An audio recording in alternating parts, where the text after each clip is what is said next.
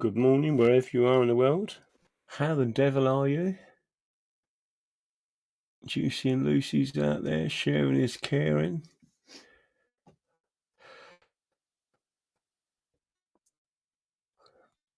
Let me ask a question.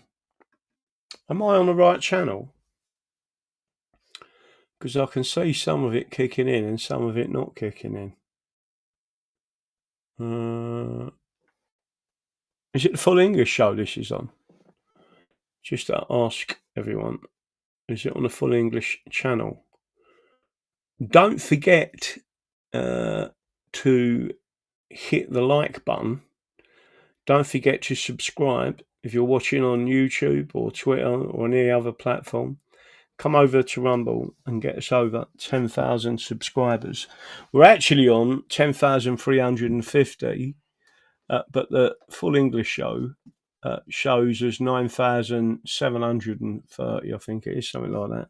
So we need to kick that channel over the 10,000 mark. Let me have a quick look. Very sad news about Anne. I've got to be honest with y'all. I mean, when the news originally broke, and you'll have to excuse me, I've been out about today, and I'm feeling the heat. When the news originally broke, I've always quite liked Anne Widdecombe. There's certain people in the Conservative Party that people call them Tories, but there were some that I regard as true Conservative, not Tory. Tory is a different element. Michael Howard, for example, I didn't like, and Anne Widdecombe was the one who called him out and said there is something of the night about him. While she was a Christian, she was also quite fierce in her opinions, and in my opinion, she was a lovely person. As a Christian, she put it out there that people shouldn't. She didn't like the lesbian and gay community. She believed it was a sin. She didn't believe that it should be allowed to be promoted in schools, etc. Right? So again, you're going to have to excuse me yawning. Let me see if I can drink some coffee and liven myself back up again. But what I have seen today on Twitter is some absolutely disgusting tweets from the left. One of a transsexual, and it put a tweet out with reference to Anne Widdecombe and said, I hope she died suffering, and the injuries were, gruesomely painful or worse to that effect. And the person also added, I hope she was handcuffed to the bed. I think that's a disgusting thing to say. Why that person has still got an account on Twitter, I don't know. It's about being a respectful platform. Peter Tatchell, I think it is, put out some disgusting stuff on there. He's now apologised, making reference that he didn't realise she'd been murdered. Right, as if it makes a difference. Well, it does, but what I'm saying is the person's just died. Now, how do you think our family's going to feel with all that evil, nasty messaging? To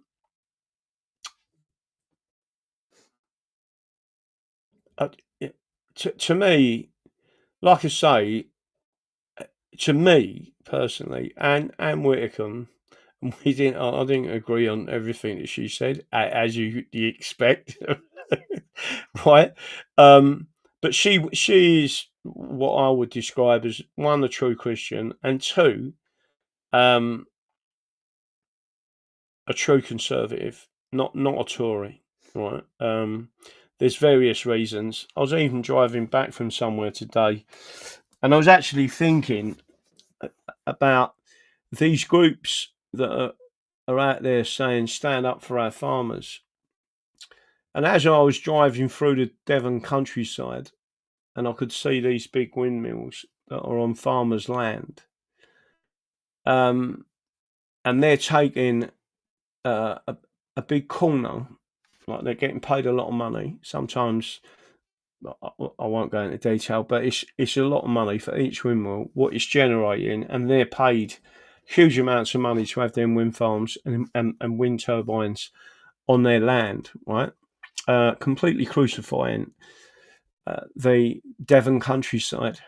But my point to you is this, that the money they're receiving from them wind turbines are from you overpaying for electricity to subsidise them windmills. So they're taking money directly out of your pocket via a fraud, a con, right? And they know what they're doing. They're not stupid, right? They know what they're doing. So when I see these people that, and I support the farmers, right? But there's two different groups of farmers. If you think of the people that turned on the people at Peterloo, the Chester yeomanry, that they were wealthy farmers that turned on unarmed people and killed 19 of us, 18 of us, whatever the figure was, right, including a young child. But the yeomanry were basically the farmers, wealthy farmers that were armed, that were well fed, that could come steaming in, and that's exactly what they did. So I do differentiate between certain groups of people, but one of the things that I have noticed on Twitter today, like I said, and I've already said it, was the disgusting tweets out there attacking Anne Widdecombe. What she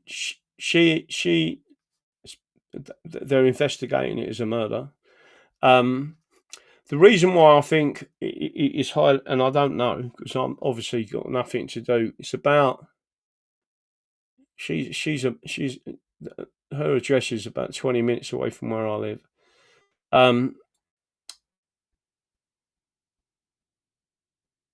For the police to say she sustained injuries, so there was more than one injury, it's plural, right? More than one injury, severe head injuries, and she was covered in blood, and she was already deceased by the time the ambulance, etc., had got there.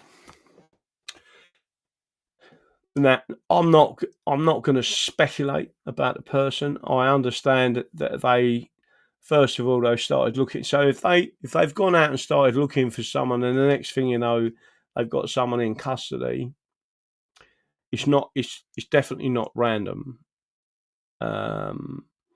They had a suspect in mind, and they've arrested that person, obviously, and that person is in custody. But I mean, again, I'm not going to speculate who the person is. I do know that straight away they were looking for a white British 26-year-old. That doesn't tell you that the person's English, by the way. And after what happened in Wales, Southport, don't tell you a lot at all, really. Considering that murderer, they described as a Welsh choir boy. I think it was pretty obvious she wasn't. So I think the main thing for me to say, hopefully everyone's still watching this and you're having a listen to what I'm saying. I am hoping that everyone feels the same. It is absolutely terrible what's happened to her. And if it turns out that they're saying that they're investigating a political motive, I've got my own reasons why they would even suggest that. I think they're going to start putting security uh, uh, with Parliament, in other words, us paying for politicians' security. You've already got security on many of these people. All the ministers, for example, and there's lots of them, have all got secure chauffeurs, and the ones in the actual cabinet have got armed protection. Unlike us, Parliament is protected by police constables with firearms. Unlike us, they have completely disarmed us. But I do think it's funny that, not funny, ha ha, funny, strange, that yet again this is in Devon, right? Considering they found two headless bodies, which they haven't told the people about, in Devon, not far from that location. Funny enough, one of them. So something is very strange that's going on, and I did say that Devon is a target. There's some other things that I want to talk about tonight as well. So I'm not sure how many people know this, but I've got someone who lives at a particular place in the southwest, and there are currently 5 warships that have pulled into port.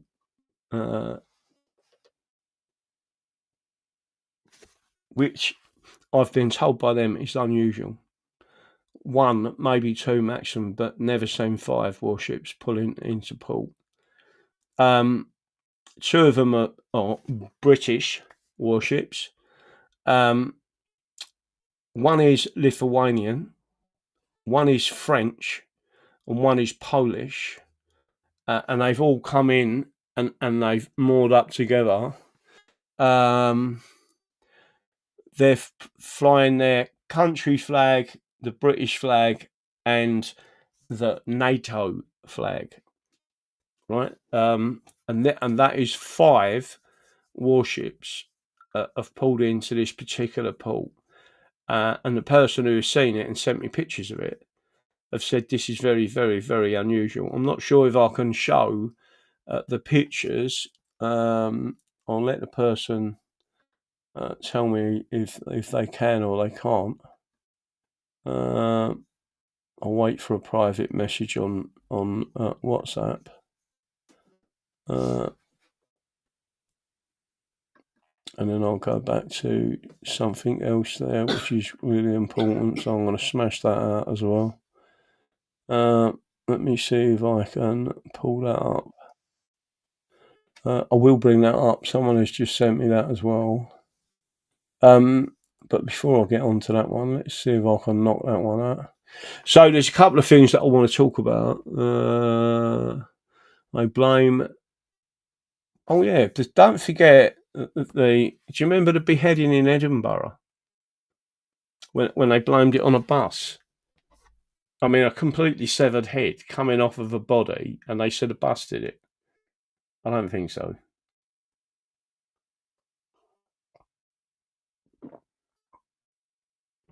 Good evening, everyone. Don't forget, if you're tuning in tonight, please hit the like button.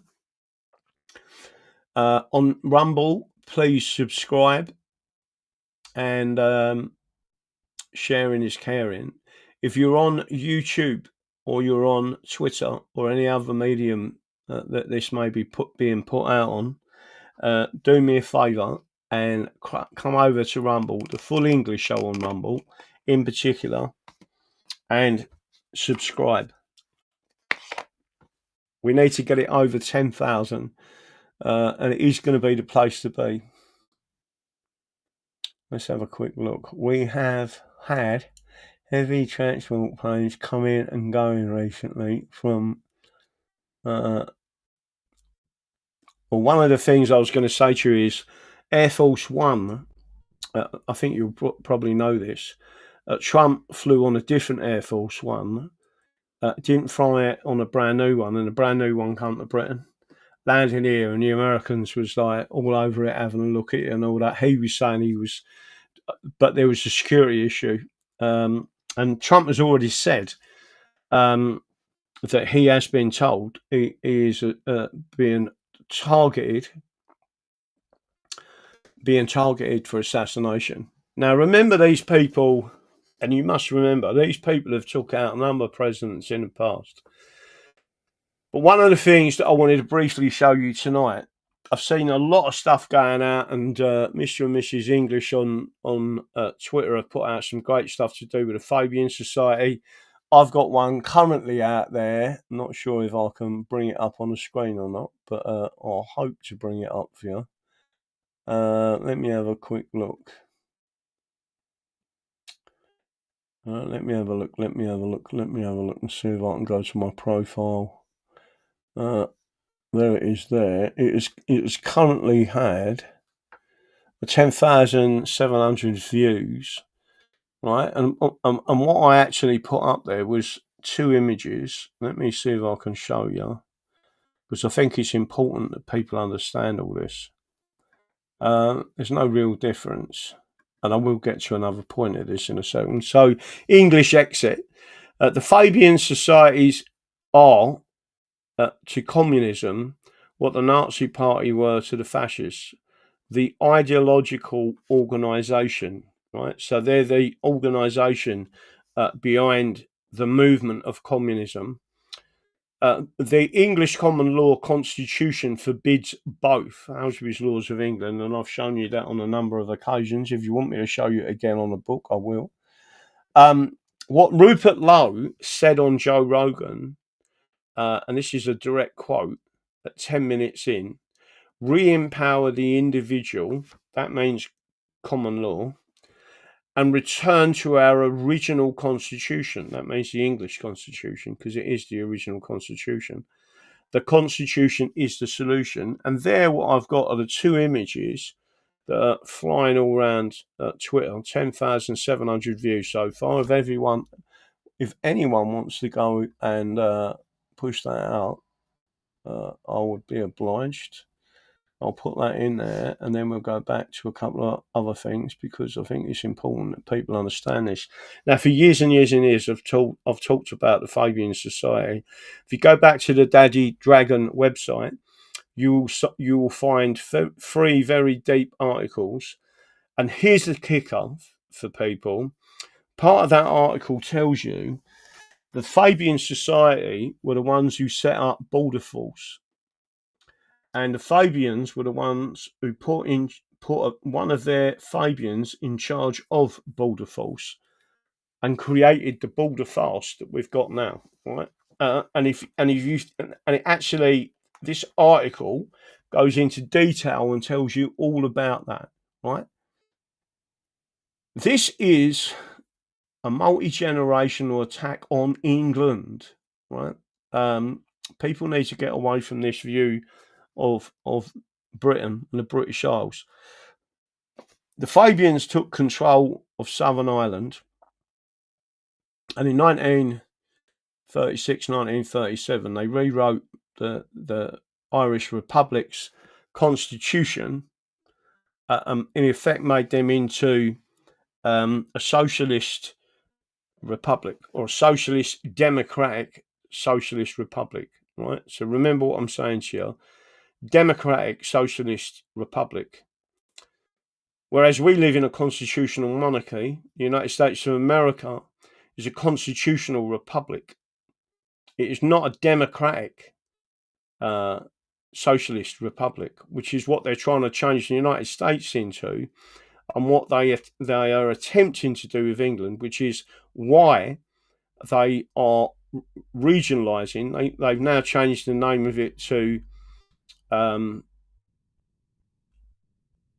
devolution, and what they're trying to do is destroy the parishes, district councils and counties, or shires, and then they're going to amalgamate them into regional groups, etc., and that's how they destroy England.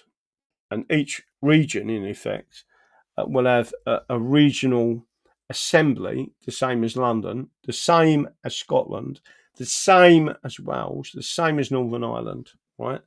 and that is what you're seeing go on currently.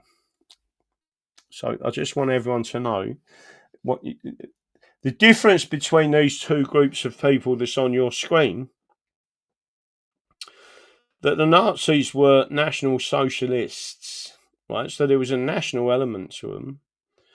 But both groups of people are clear on what they want. They want an authoritarian government where the state holds control of the power, not the people. It is the complete reverse of England and what the English have always fought for and believed in, right? That's how our constitution over centuries was made every time we rose up against tyranny. And we still can, by the way. But people need to understand what is going on. What I see is a lot of people out there, that you would think are wealthy, are actually middle class, upper middle class socialists, and they've never earned any money in the real world. They have earned their money through civil service, through university jobs, or research, or any of them things that is always paid by the taxpayer, because of the types of jobs they've got and the extended and fuller pensions that they've got. The banks that are also controlled by these same socialists, believe it or not, everyone who thinks that the banking system in current force today is capitalist is absolutely wrong. It's the nearest thing anyone can say to being communist in nature. They control what goes on. So really importantly, people need to understand that the people that have now, and again, this is not me bitching about rich people. If you're a grafter, right, they've made it harder and harder and harder for you as a tradesperson, for example, right? Because if you're a tradesman, it's much more difficult for you to get a mortgage. As soon as you say you work for a local college, you work for a local university, you're a professor, you're this, you're that, you're working for the civil service, you're working for Department of Work and Pensions, right? They get automatically more preferential treatment for mortgages. They can get larger amounts to borrow on their mortgages. They can have extended facilities for their mortgages because the banks know that their pensions, right, which you're paying through, local council tax, their pensions are extended and 2/3 salary. So they know that they're going to get this money back. But in reality, the mortgage itself is complete and utter rubbish, right? Because the banking system, as we know it today, is a fraud. And the person who really knows that at the moment out in America is President Trump. That's why he's leaning so heavily towards not towards central digital central banking currency, but to a purebred Bitcoin situation where you go and earn a pound note and put it in there, no one's going to touch it, right? And they're safeguarding it. And there's another way they're doing that, by the way, but I won't go into that tonight. But everyone needs to understand, if you're a normal, everyday working person, you have been shafted by the communists and the fascists. They're no different. But in what we're going through today, everyone knows that this system is going to go. It's about to go bang. All them people with their nice big houses, and then chopping up their pensions by renting out, and I'm particularly talking about judges, going out there buying farms, and then renting out holiday lets on their land, right, when they're already getting 200 grand a year pension. They've already paid off with their pension backhander, cash payout, right? No taxation on their cash payout. I've told you that with the police. I mean, some of these chief constables are getting £500,000 as a tax final payment to them, tax free, right? So imagine you do 20 years in a job, right? Most of you wouldn't retire with 500 grand tax free, right? But these police constables, that's what they're getting. And then they're getting 200 grand a year. I've done a show about this in the past. Has anyone seen that show I've done in the past? About how much money they get. And then people wonder why is these people are doing it, because they think there ain't going to be a comeback. They're very much screwing everyone. And this system is going to go bang in a very big way. I mean, I don't know exactly when it's going to go bang, but it can't continue. And my personal belief is that Trump isn't going to allow it to continue, nor are the Russians, which is why the British are attacking via a proxy called Ukraine and deploying, in effect, NATO against Russia without it being a NATO deployment. Well, I'm telling you now, Russia's not far off of sorting that problem out. And I've got a funny feeling something is about to happen, especially when we see 5 warships pulling up into not far off the English Channel, right? So there's a lot of stuff going on. But I do want to refer back to this because I've done 2 videos. There's another one just before it, which is a 5-minute clip. But this one is the full video. What I'm going to do is share this tab with you. Everyone should go and watch this. If you want to watch something, this guy, I'm going to play a little bit of it. This is on my channel, or our channel, I should say, the Daddy Dragon channel. And everyone should go and watch this. This is a guy called Jeremy Lee, who was a farmer in Australia, but he used to do lectures on farming equipment, farming, etc., etc. And then he started telling people about the Fabian Society. This video was taken in 1991. I urge everyone to watch it. It is a video record of a screen, so the sound's not as good as it could be. Really and truthfully, I'd love someone to take it, download it, and clean it up sound-wise, because we need to do this guy justice. He died, I believe, in 2012. I might be wrong there, but let me have a look and see what it says on the screen. Yeah, 2012 he died. But this guy, very politely, very eloquently, very intelligently, was telling you exactly what was going on, right? Now, if he was shouting about that in 1991, I've certainly been shouting about this for the last 20 years. On the Daddy Dragon website, there's articles on there, massive articles by another group of people. And I've put on there, this isn't my work. I've actually grabbed this, but I've checked it all.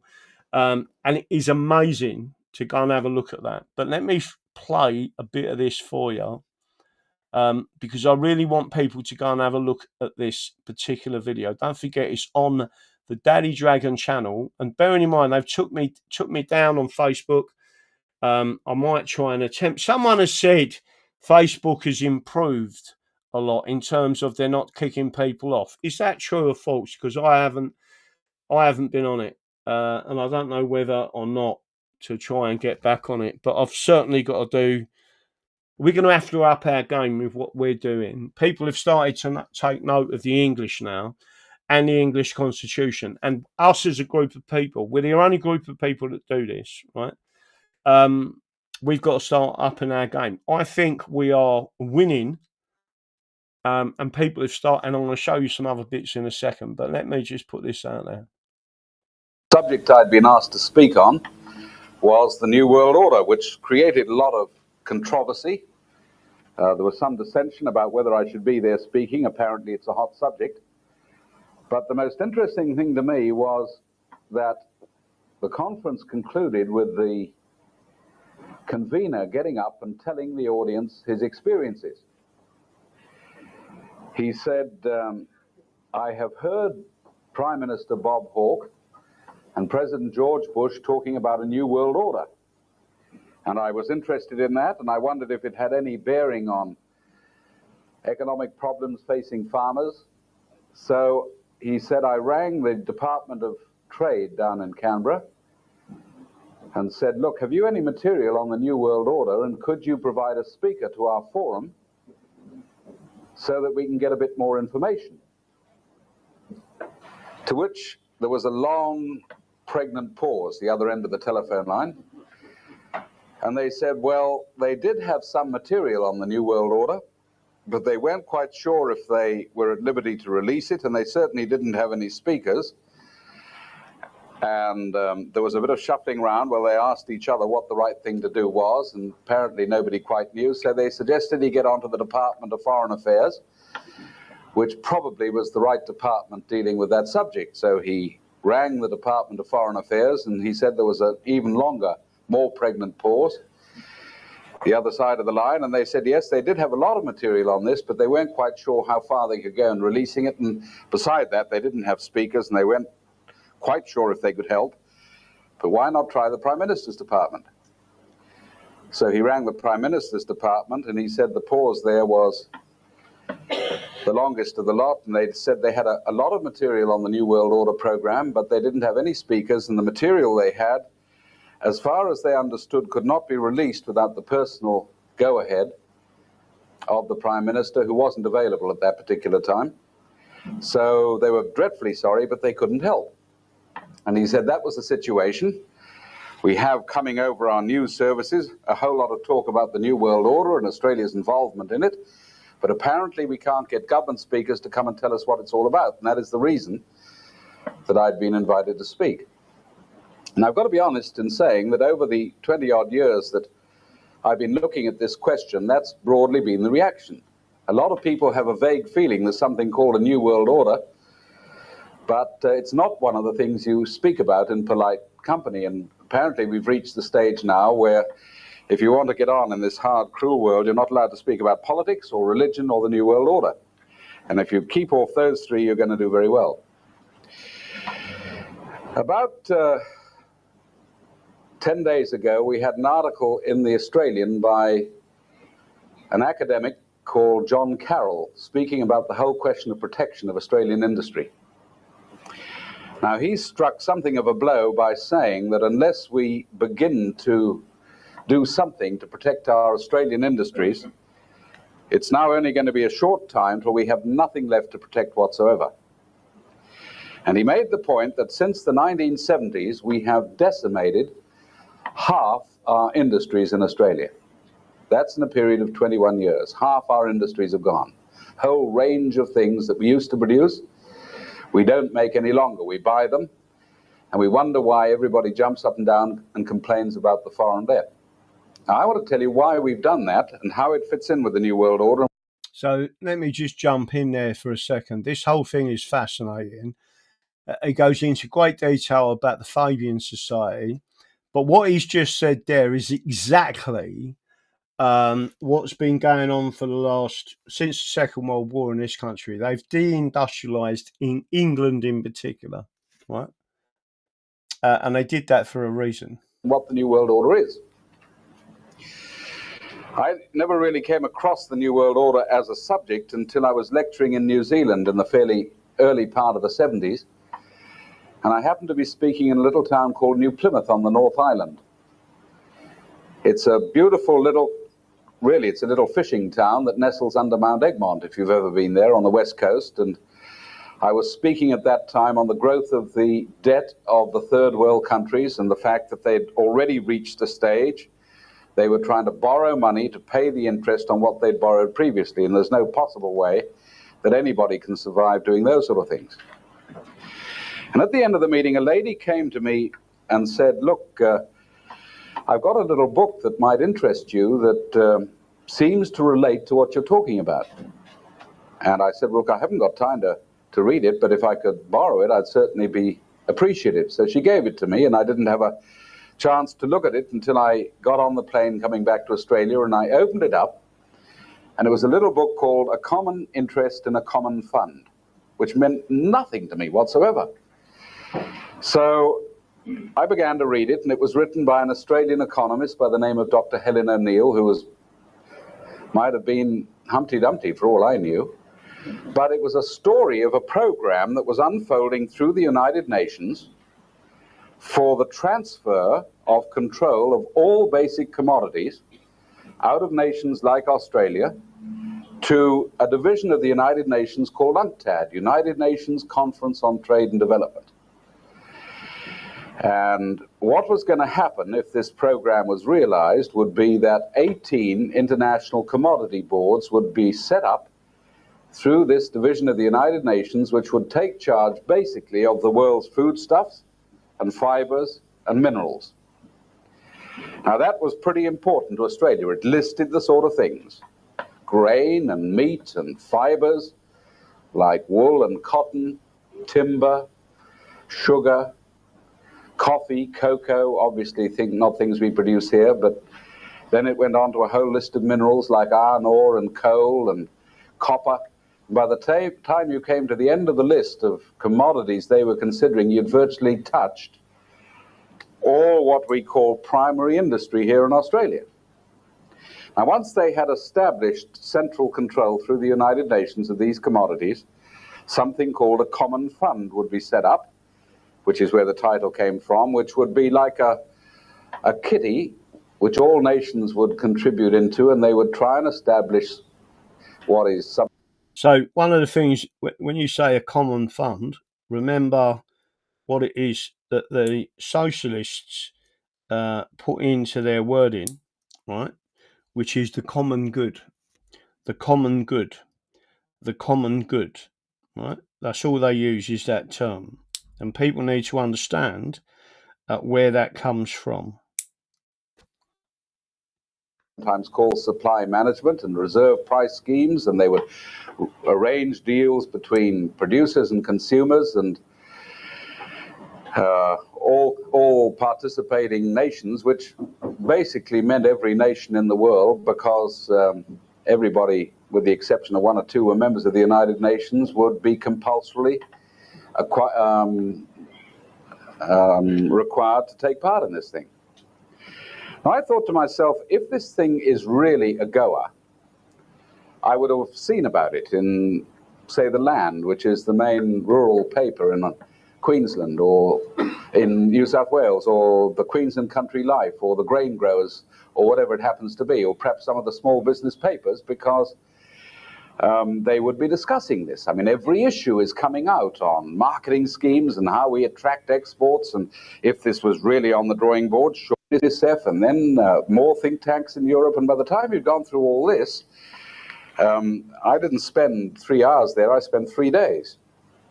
Coming back every morning and sitting down and making copious notes, and I didn't even know what I was really looking for. But gradually, as you went through all this stuff, out of it came quite a clear picture of a program that was already partially under discussion and being implemented, which was called the World Order Program. And it had a number of parts. The first part was a very big program called NEO, New International Economic Order, NIEO, that contained a number of agreements, ingredients, the first of which was that the International Monetary Fund and the World Bank, both of which are divisions of the United Nations, would be merged into a world central bank with all the powers that our Reserve Bank does here in Australia, capable of controlling all lending and investment and exchange rates and transfer of funds from one part of the world to the other, and stock exchanges and the whole bit. Now, that was a pretty big concept, a new world central bank that would take charge of all the world's lending and investment. And then it was argued that to facilitate this program, the main reserve currency that nations trade in at the moment, which is the American dollar, established at the Bretton Woods Conference towards the end of the war, would be gradually phased out, and a new world money system would come in, which would replace the American dollar as the money that nations trade in. And there was a bit of a discussion about what it would be called. It would either be called special drawing rights, or one suggestion was Bank Corps, which was a name dreamed up by the man who'd actually been involved in setting up the International Monetary Fund, John Maynard Keynes, of the Keynesian economic system. And he'd also thought up this idea of world commodity control.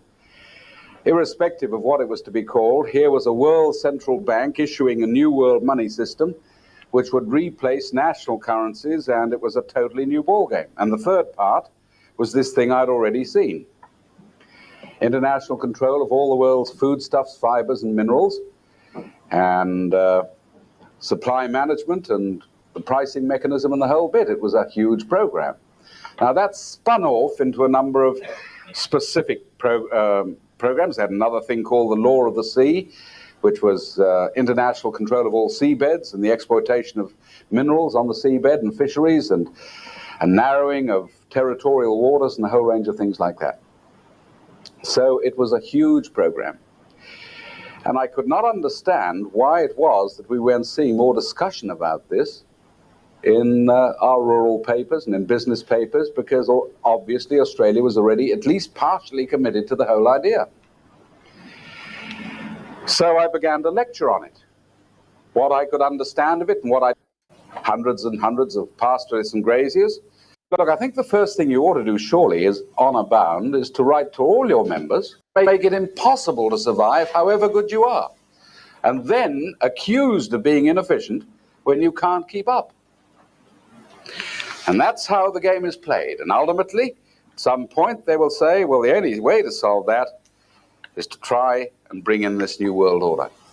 Now, how does that then tie in with the Gulf War? When we sent our mighty armed forces over to prop up George Bush in the Middle East, it produced two problems for Mr. Hawke. The first was that the peace movement got its act together and we began to see peace protests, which became quite big. The second thing was, much more serious for him, it split the Labour Party. And there was a big section in the Labour Party did not like the idea of simply wagging its tail every time the Americans whistled. And it had the whole argument. I'd just like to read you the arguments of just one backbench Labour man, Dr. Andrew Theophanous. This is what he said in the House of Representatives. A new world order is emerging, as is shown by the unprecedented Resolution 678 of the United Nations Security Council. When a situation arises in which the United Nations has gained a tremendous boost in its power, in its authority, and is able to carry resolutions and concrete actions as a result of those resolutions, then people who describe themselves as leftist or socialist should not be concerned about it, but should welcome such developments, because the increase in the powers of the United Nations is a very significant development. It is something which the ALP has been committed to for many, many years, ever since the time of Dr. Evatt. And those of you that know anything about Dr. Evatt would know that he set the whole thing in motion through the Fabian Society and was in actual fact the first president of the United Nations. So that's the argument that Bob Hawke used. Now, what did Dr. So did you hear what he just said then? Let me run that back so you understand what he just said. I'll go back to there. Is a very significant development. It is something which the ALP has been committed to for many, many years, ever since the time of Dr. Evatt. And those of you that know anything about Dr. Evatt would know that he set the whole thing in motion through the Fabian Society and was in actual fact the first president of the United Nations. He was a Fabian Society member, and he was the first president of the United Nations. And then the second president of the United Nations was also the Attorney General. There's a lot of legal people involved with the Fabian Society that don't declare that they are that. And the Attorney General from Australia was then the second president as well. So that's the argument that Bob Hawke used. Now, what did Dr. Andrew Theophanous mean when he said this is part of our program? You've got to go and have a look at this document, which is the Australian Labor Party 1982 Platform and Rules, which came in just before Bob Hawke got into power. It was no longer the old traditional Labor Party of Ben Chifley. So making sure that you understand this, the Labor Party had changed, but that document showed how they wanted to change the Constitution.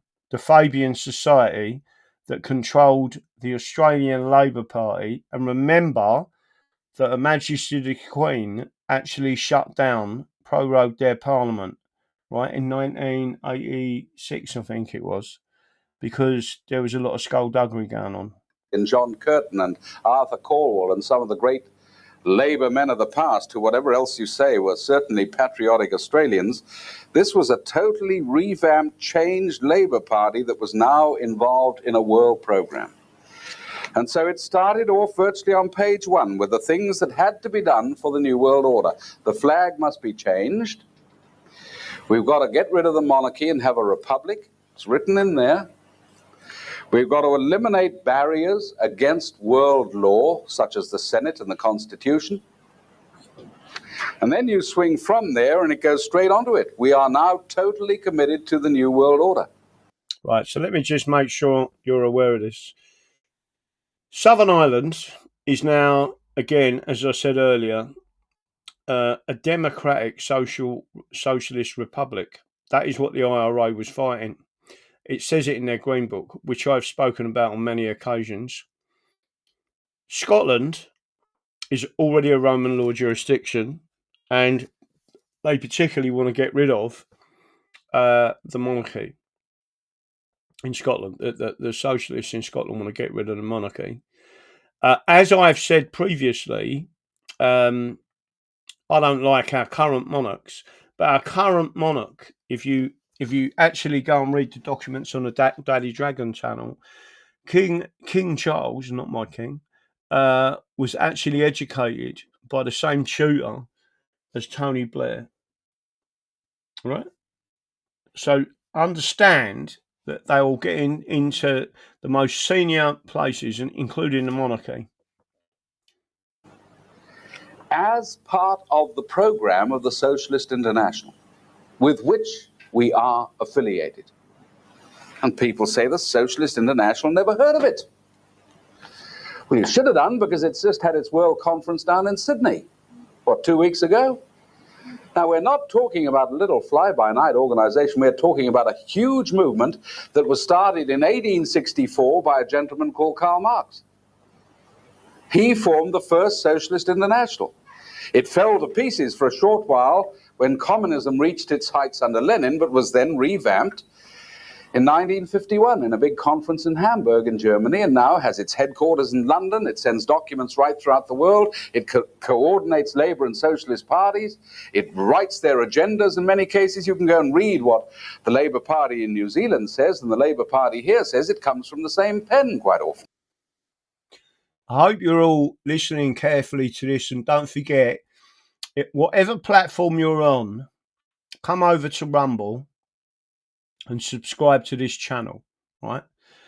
Without me saying too much, in the background, I'm personally being attacked, right?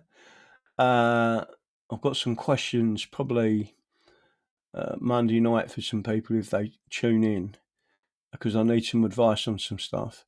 But I want everyone to understand this. They are coming under immense pressure now, because people all over the world are waking up to it's pretty obvious what they've done to London. It's pretty obvious what they've done to Leicester, what they've done to Manchester, what they've done to for example, in Glasgow and now Edinburgh. It's pretty obvious what they've done to Dublin. People have started to see this is orchestrated, planned, and it is being executed. And the people that are going to be suffering in the main are white English people. For some reason, wherever these people are in the background, they do not like white people. You can see what they've done, and I'm particularly talking about the Fabian Society in South Africa, right? These are pretty dangerous people. And they are working on a common program towards a world order. The current chairman of the Socialist International is Willy Brandt. Former Chancellor of West Germany, got sacked from office for hiding the fact that one of his top staff members was a KGB agent who'd been giving NATO secrets to Moscow, and went straight from there to the Socialist International, where he's been ever since. He was featured in the Australian, speaking on behalf of the Socialist International at their big conference in Sydney. I might just tell you, the Socialist International was scheduled to have its Australian conference in 1983, but that was the year that Bob Hawke was standing for election, so it was postponed. This came out in the media. We've postponed it because it could be a bit embarrassing having the Socialist International meeting at the time when Bob Hawke's trying to get his nose in the trough. Well, they didn't say that, trying to get into office. 1978, the Socialist International held its conference in Vancouver, in Canada. Willy Brandt was asked to push the world government program. Would you set up an... So you all understand what's going on in Canada currently with Mark Carney, etc., and what's going on. There is a fight back going on. But England, in particular, is under attack. And anyone who's been pushing this, anyone who's been successful with putting out and making sure that people start to understand there is a monopoly in our judiciary and our legal system where people like us who understand the Constitution have been pushed right out. And they even created, through Parliament, the Legal Services Act of 2007, ensuring that people like me would never be able to earn a living advising you on what the Constitution was. We would never be allowed to speak in any court. That is completely going against the common law of this country. International Commission to produce a document, the blueprint for world government, which he did, and there it is. North-South, Programme for Survival, the Brandt Commission report, headed by Willy Brandt, 23 people on his committee, top bankers and industrialists and prime ministers, and Edward Heath, the former Prime Minister of Britain, Olaf Palme, the famous socialist from Scandinavia, they're all there. And this is, if you like, the definitive work on the world government movement. It's got the whole program. The World Bank and the Money Fund and the transfer of technology and the new money system, the whole bit. It's all in there. Pan Books got the contract to print it. I think 1 million copies came rolling off the press, and every member of Parliament throughout the world was sent a copy. Most of them probably threw it in the waste paper basket because they still don't know about it, but there is the Brandt Commission report. And that document there, there's another little book. Can't see it. And the one produced in Moscow, both came out in the same year, 1978. That's the Moscow evaluation of the World Order Program. That's the Socialist International, both pushing exactly the same story. World government is the only chance for mankind. That's where we are. That's the program we're going into now. All right, now we're in 1990, 1991. How far are we along the program? Well, every paper now is coming out with a story. This has just come out in the last few months. This came out in the Financial Review, which is the main paper telling the story. United States push for creation of new World Trade Group. That's the whole common fund idea. United States, grappling to adjust to the dissolution of its post-war economic supremacy, is now resurrecting the idea of an all-powerful supranational institution for world trade. Supranational means above nations, a concept it spurned and buried more than 40 years ago. The idea was originally advocated by John Maynard Keynes at the Bretton Woods conferences. The United States rejected it then because it impinged on United States sovereignty. But now is the time to accept it, you see. Or the World Negotiable Bond issue. This came out in the Financial Review as we moved into 1990. World Negotiable Bond issue. World Bank has announced plans to launch a $1.5 billion bond issue, which for the first time will be negotiable in all the world's main capital markets. The issue will be tradable in the European, United States, and Japanese capital markets. The World Bank is the largest regular user of the international capital markets, and its planned global issue will blend issuing techniques in the Eurobond and the US markets. They've had two issues since that article came out. They were both snapped up. But you see, the argument is not new. It's written as though this is a brilliant new idea they've just thought of. You can go right back to this, towards a world central bank. This was a paper given by McChaney Martin at the Peer Jacobson letter. He was the first secretary, I think, of the International Monetary Fund. This was, I think, 1980. And he just bluntly says, we are going to issue and create out of nothing. He actually says this, the new world money system. We will have to have control. Yes, it is true that it impinges on the sovereignty of all nations, but that's the price they've got to pay for order. The whole thing's set out there.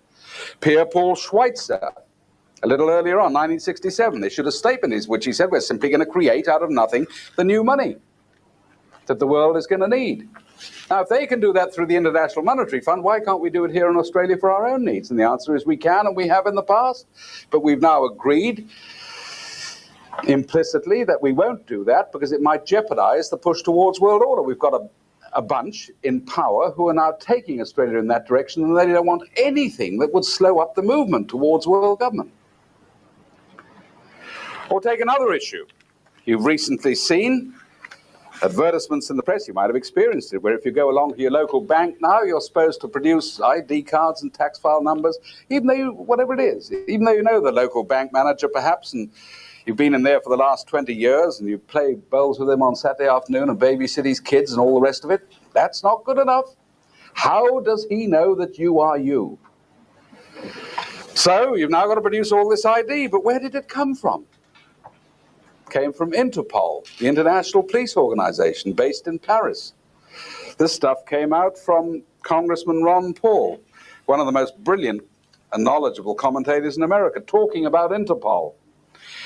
During the past 20 years, Interpol has mainly been used to track terrorists, art theft, international murder plots, and Nazis. But in 1984, things began to change. John Simpson, then director of the United States Secret Service, was appointed as the president of Interpol.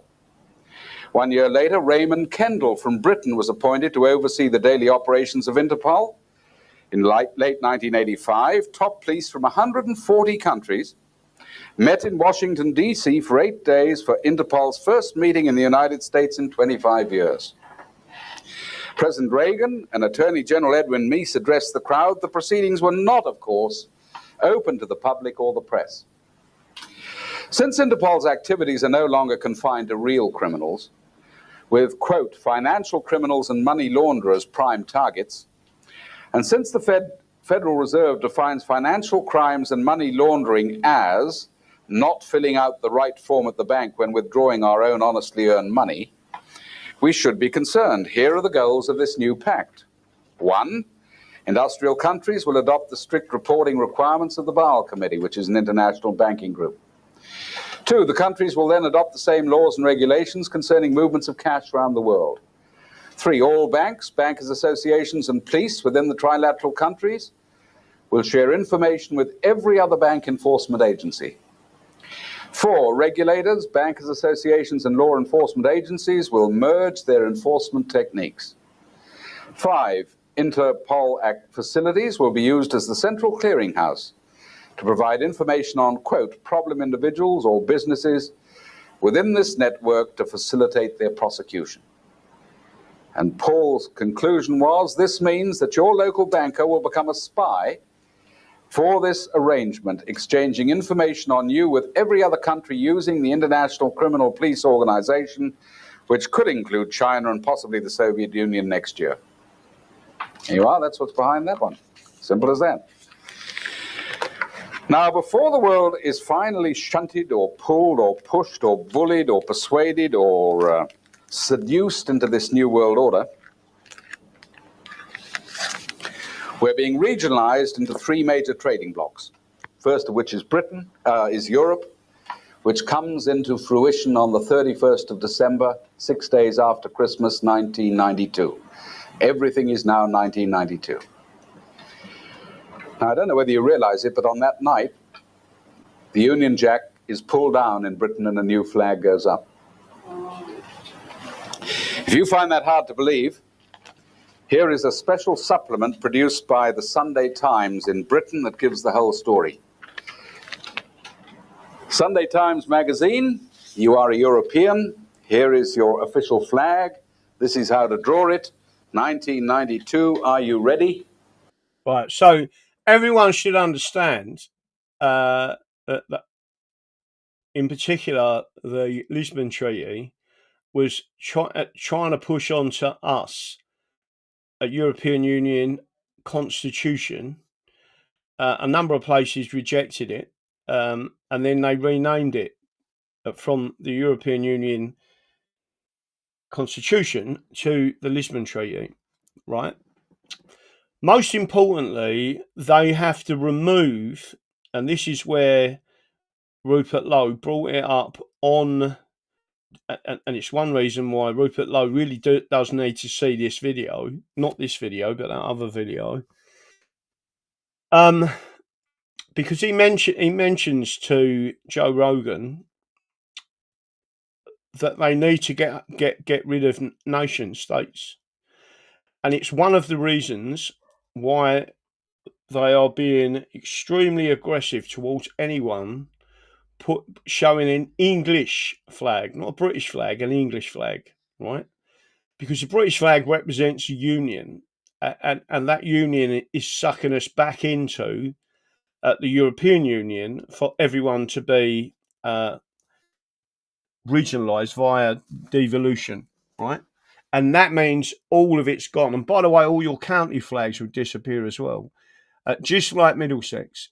Right, Middlesex disappeared on 1st of April 1965 for a reason, because it was absorbed into London as a region, and therefore it no longer exists. So everything I'm saying to you, I've been saying it for a long time, right?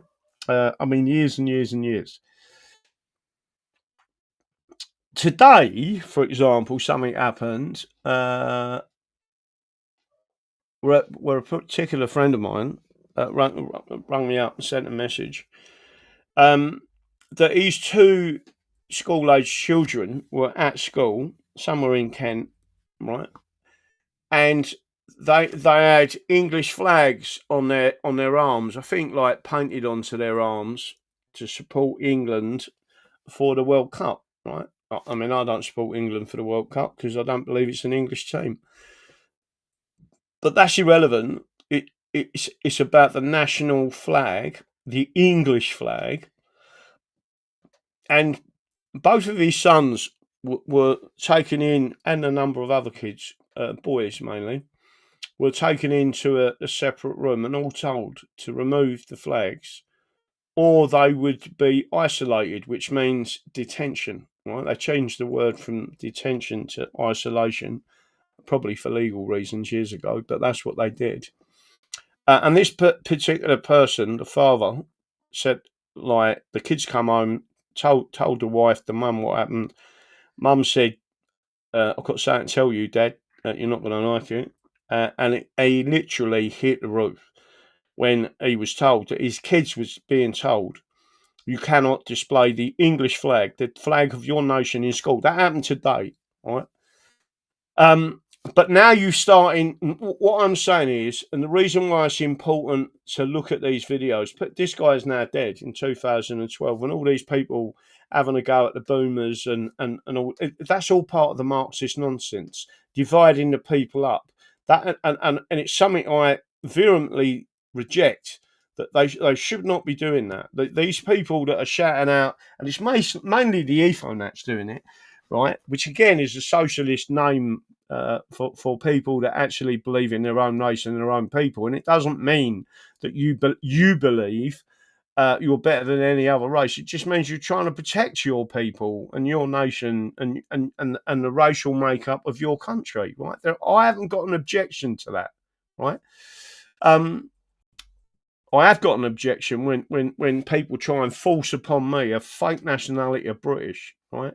I'm not British, I'm English. And again, I've said it a million times. Anyone who hopefully listened to last night's show will understand that. But that's what I'm telling you that they're going to do. And by the way, just to make sure everyone's aware of this, there is a video on the English Constitution Party's website where I describe them doing exactly the same thing to the United States of America. The FEMA regions were not about body bags and body counts. That was just a ruse. That was them playing silly buggers with you, right? Their intention. So, and there's a number of reasons this happened. But in order for it to be initiated, which was the 10 FEMA regions of the United States of America, anyone can have a look at that. You'll see it's exactly the same. I put the two slides side by side, what they've done with the European Union, and then dividing England up into 9 regions, and then what they actually, and don't forget, there's 12 regions of the United Kingdom, but there's 9 regions of England, and they don't even say the name England. They refer to England as the regions of the UK, right? And again, the people who are pointing this out are what these other people are describing. And again, you've got Jeremy Lee, who died in 2012. I think he'd be the same age as my dad, and he'd be 96 now, if he had lived. He was born in 1930. But he's trying to warn you then. So they shouldn't be disrespecting, because we're actually trying to say, listen, we've put all this together, go and have a look at it, right? But they're not doing it. So I just want everyone to understand that. And more than that, yeah, I mean, you've got people out there, I've lost count, three YouTube channels taken down. Anyone telling you the truth and actually doing something about it, actually using the real law, the Constitution, against these people. I see a few silly comments coming out earlier on about I didn't have 10 minutes to spare. Listen, if I put 10 minutes to every person who wants to speak to me, I'd never speak to. The only thing I'd be doing is staying on the phone. Just to shout out as a minute, how many people ring me up, and how long do I spend on the phone with people? Oh, best part of the day. Best part of the day, right? So when arseholes come on my channel who have never done anything, right, because they can't, they're incapable, they haven't got the intelligence to do it, right, let alone understand that you will get attacked in the background. You'll never work again. They'll use your social media platform against you. Once you start talking about these people, you are fucked, right? And then you get shits like that coming on this channel. So I'm hoping the moderators have fucked him off, right? I don't know who he is. I don't care. I'm not interested, right? And the only reason you're coming on to other people's lives is because you haven't got one and no fucker wants to listen to you, right? The difference with us as a group of people, we care about England. We are English, Welsh, Scottish, Irish, right? Cornish. And what we're saying is this is about self-determination. And no one is allowed to take our rights, our natural rights off us. And that's what we're pushing forward. Now people have started to listen, right? You're seeing it. Just to remind you of the quote from Rupert Lowe, 10 minutes in, when he said, we are giving back the individual. We're going to empower the individual again. That means common law. And we're going back to the original Constitution, right? That's exactly what we're doing. Spooky Babe, Germany is Anglo-Saxon. I absolutely agree. I've got no issues with the Germans. In fact, we should never have had brother wars stirred up by these people. Let me keep going on. Do you want to carry on watching these little bits? Because I think it's important, but we need to share this video, and people need to listen to the guy, right? He's dead. I am a great believer in bringing back people from the grave in videos, right? Because they left us a legacy after they was gone.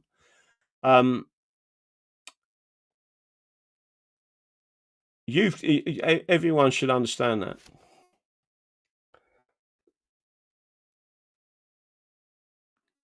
Right, let me have a look.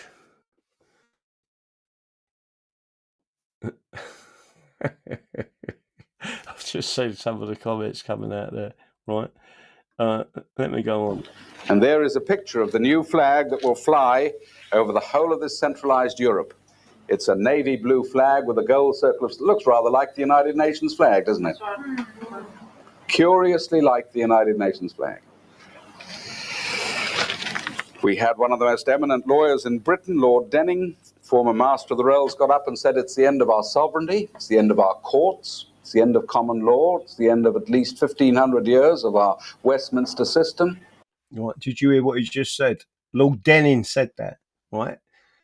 So if anyone wants to go and check on that, trust me, he did say it, right? But I haven't got the document where he actually said that, but he did say that.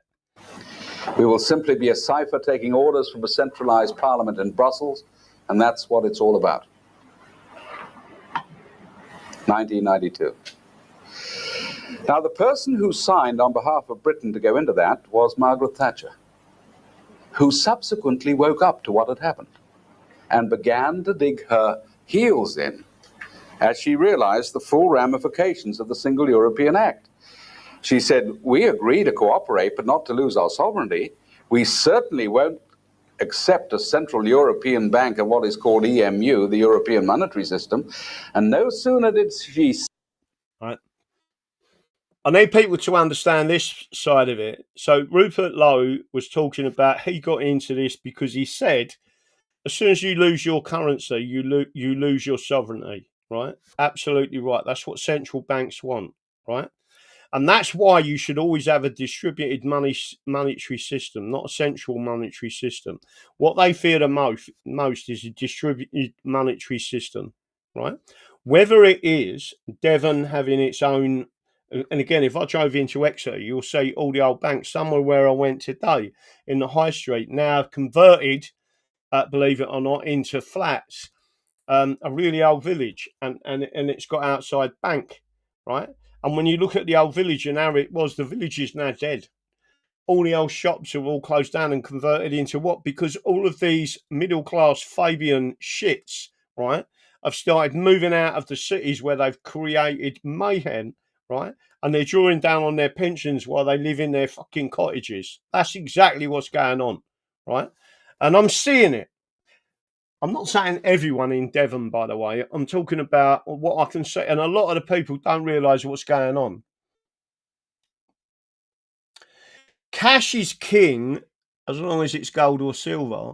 I've got to be honest with you. The current monetary system, in terms of what they're churning out, is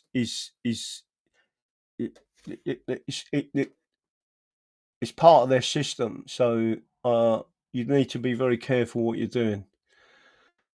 They've attacked the countries that don't have central banks.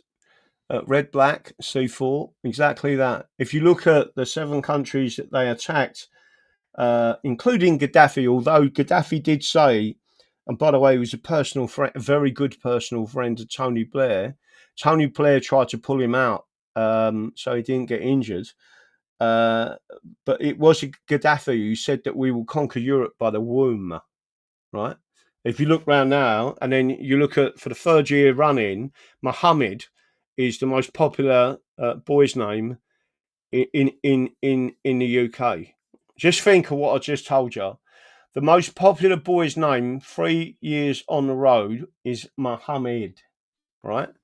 Not Peter, not John, certainly not Graham, right? Mohammed.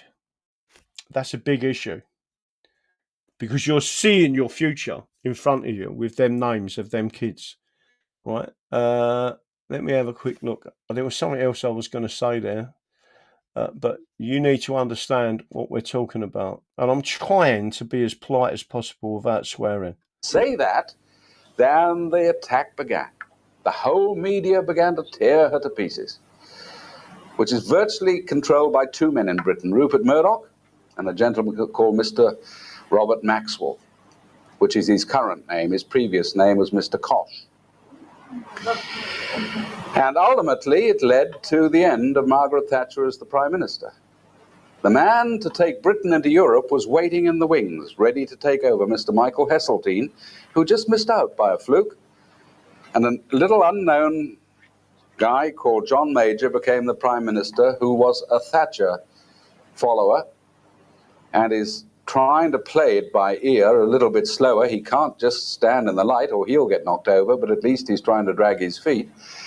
But Margaret Thatcher, interestingly, has now become the chairman of a group called the Bruges Group, which is a new association of politicians opposed to going into Europe, which is growing slowly the whole time. And they come from every party, Labour, Social Democrat, and also Conservatives. And they're getting more and more publicity. They can't knock her off the perch now because she's already done, and she's probably going to do more good there than as the Prime Minister. Rather interesting. And the opinion polls in Britain show a great hardening towards this idea. So much could happen between now and 1992. Because he was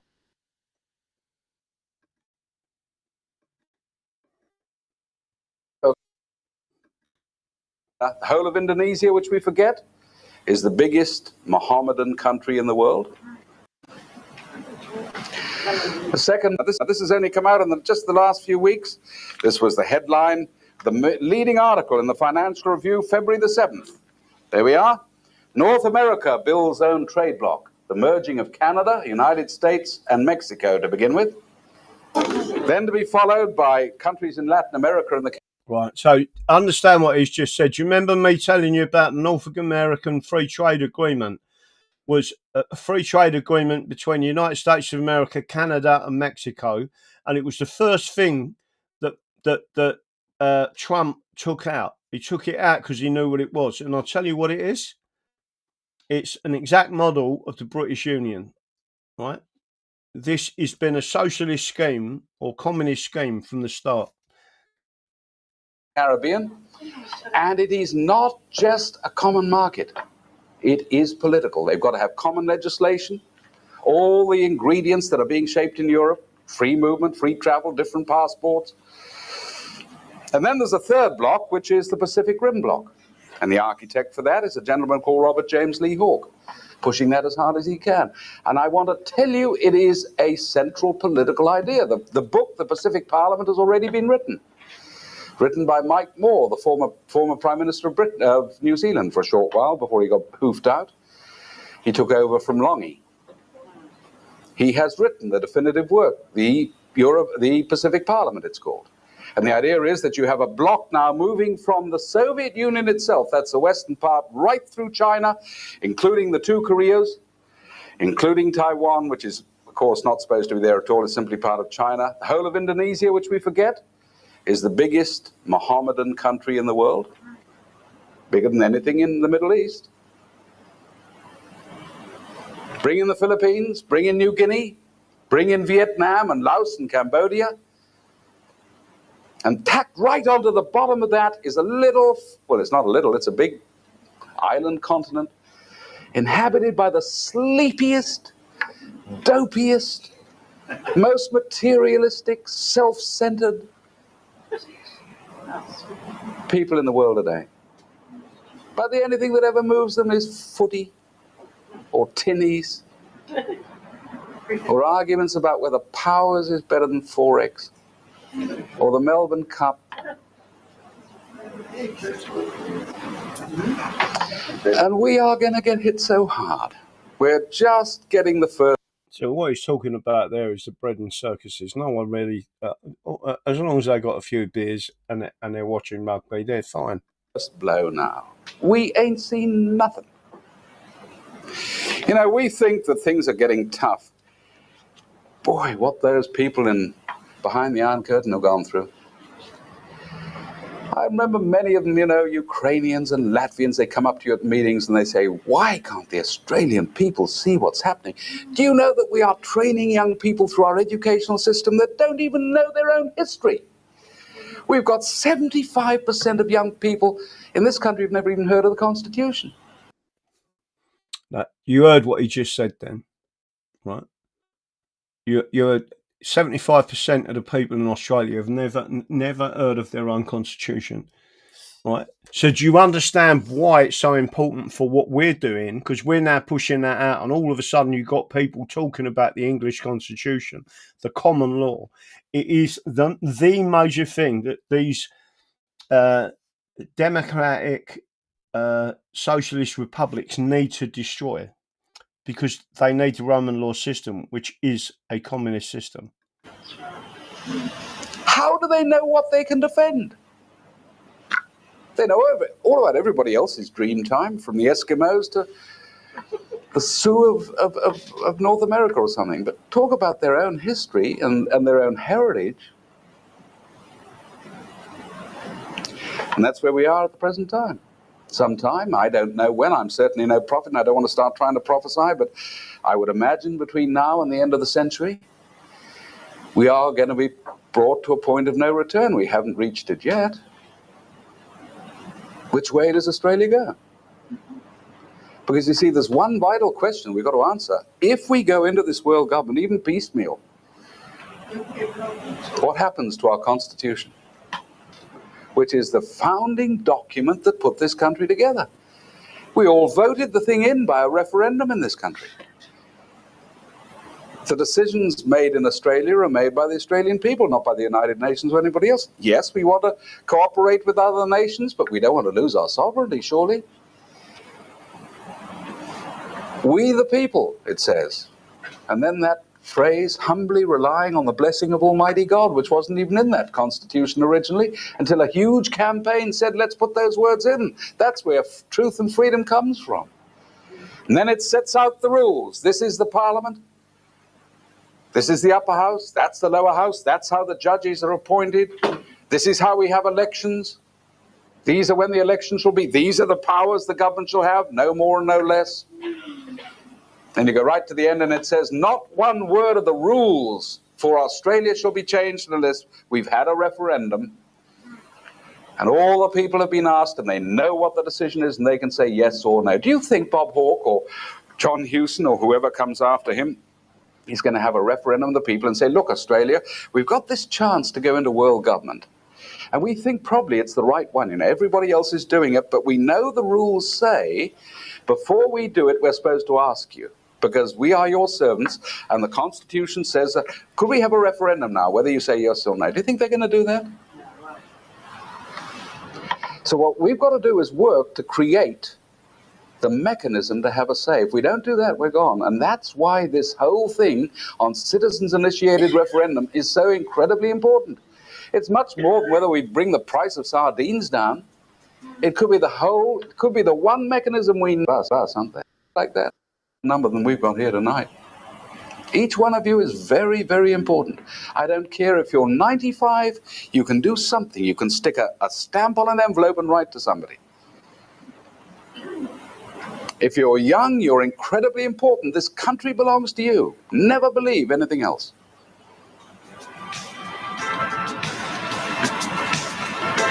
But we better get started because we haven't got too much time. Thank you very much. So that I haven't played all of it as such, but that was an exceptionally good video. And again, I watched it years ago. Then I watched it again. Then I put it up on the Rumble channel, etc. So people need to understand exactly what's going on. Let me have a look. So everyone should understand what's gone on tonight. I'm not sure what the time is, but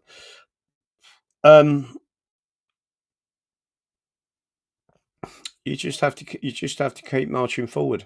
What we're doing is promoting and making sure that people do understand we have a constitution. That's why the seminars are so important. I am going to be working on more of what I'm doing in the background with a book, etc. But it comes, we're promoting the constitution from the point of the subject of the realm of England, right? So again, I'm not having a go at the Scots, but they're a Roman law jurisdiction. And when you read through these books, the older generations are telling you it's not a good idea to bring Scotland into our parliament. And again, I've given you more of the history of what happened.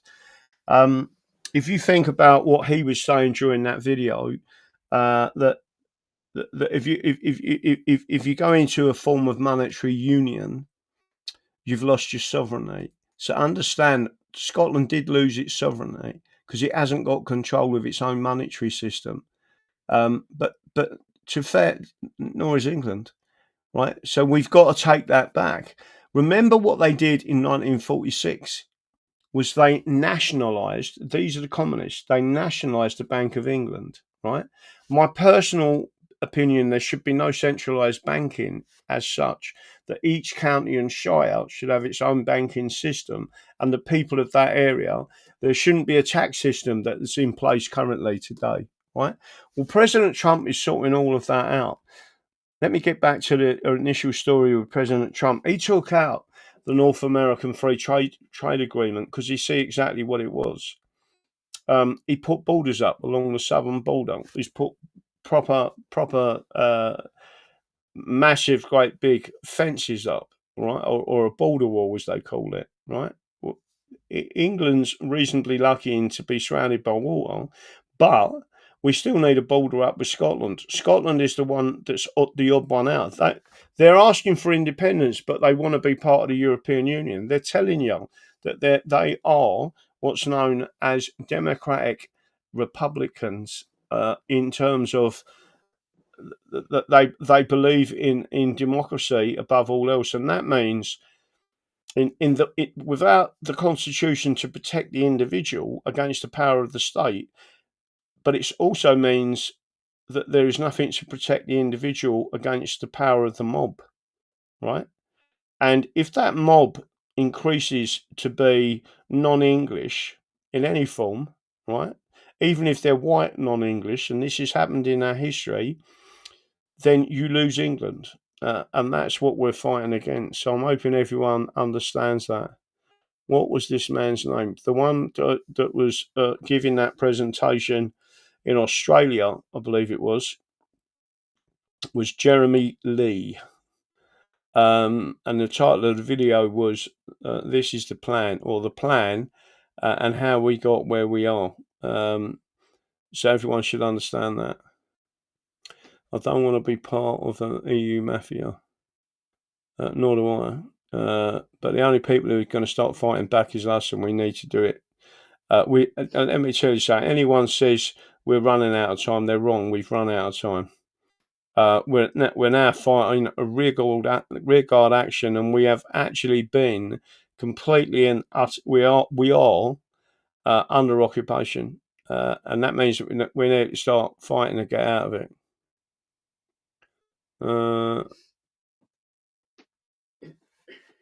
Let me have a look and see if there's anything else on there. So again, anyone on YouTube come across to the Rumble channel and subscribe to our channel, The Full English Show. If you're on Twitter, come across to Rumble and subscribe. Sooner or later, YouTube's going to go down because people will find out, and they are potentially going to be taken down. And people will understand exactly what's going on in the background. That's it. Don't forget what I believe in. The Constitution is the solution. We are 25 years past critical time. No, I agree with that. We are massively past critical time. Right, anyone want any questions answered? Let me have a look and see if I can see anything in there.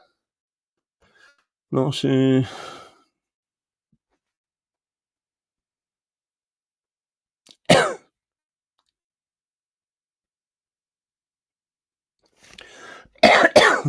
That's it. Let's see if there's anything coming out.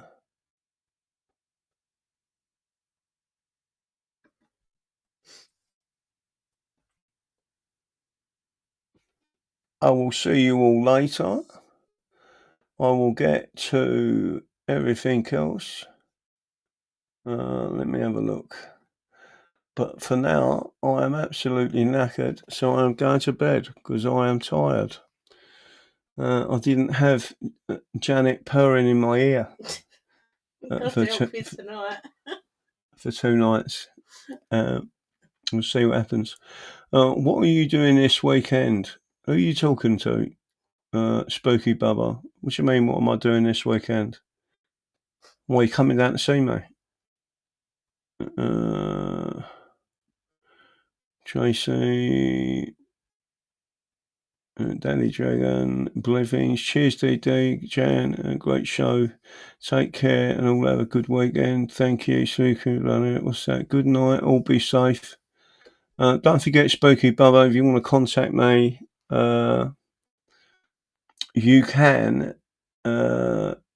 You've got access to direct messaging on Twitter, which is the one I most look at, and WhatsApp. That's it. Au revoir. Tiddly poo.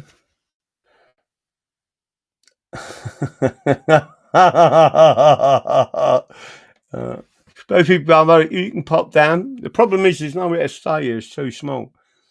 But if you want to pop down and say hello, you can. God bless everyone. And don't forget, keep fighting. That's it. Au revoir, Tilly Poo.